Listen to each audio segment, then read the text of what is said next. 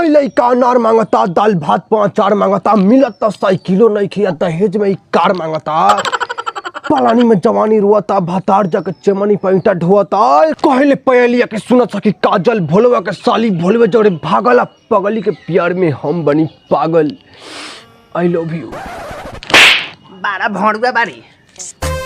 I love you too. या तो प्यार हो चुकल बे करो बाबा। रउआ बिना हमनी के जिंदगी में का भइल बालक?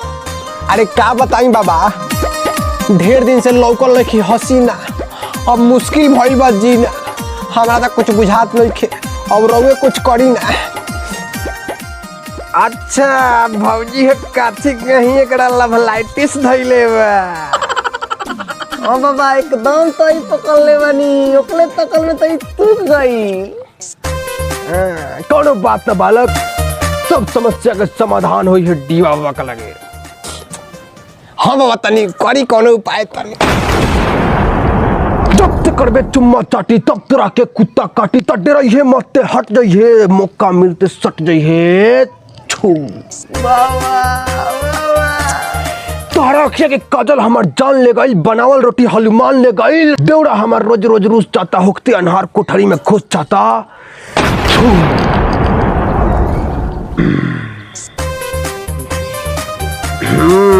उपाय तो ये बा कि सुना एक कमीना, अगर मिलत नहीं हसीना तब बेचा जाके पुदीना।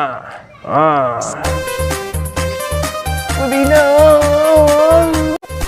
सुनो सुनो ए हसीना, मन लागता कहीं ना, तोहरा चक्कर में देखा बेचता ने हम पुदीना।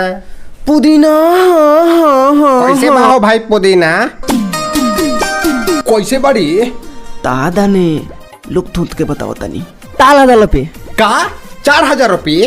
तार इ पवन तीते दाना वाला पुदीना हो, एक बाल थोई बता तब पुदीना हो।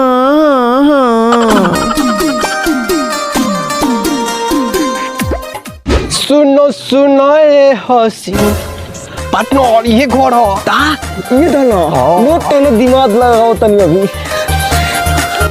ये दी तेरे दल में बा पार्टनर आदोल कहाँ हो? ई तौन हली ओकर बाप हो। था अलग बेटिया नहीं थे दादी, बेटी से का लेवे देवे के बा? बेटिए थे माने एकरा कहे के मतलब है कि बेटी बहन तो नीमन से चिन्ह के किने ली सामान की, माने नीमन बा कि खराब बा ओकन के सब चिन्हब रहेला, ई कहे के चाहता। लो नहीं मत समझ के लो बेटी से पताओ ले भाई।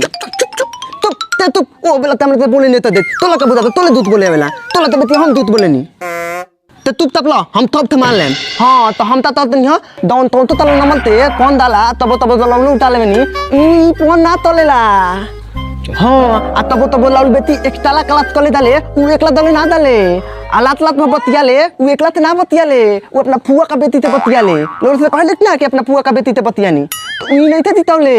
हां तो लौले एकला पर तक मत करनी कि लौले बेटी के तकल में पुदीना बेचता।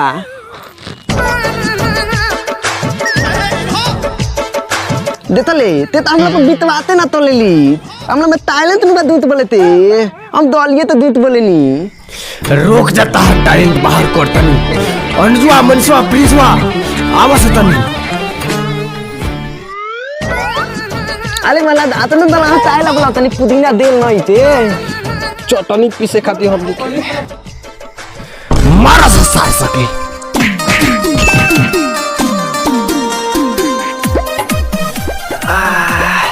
अरे बाप रे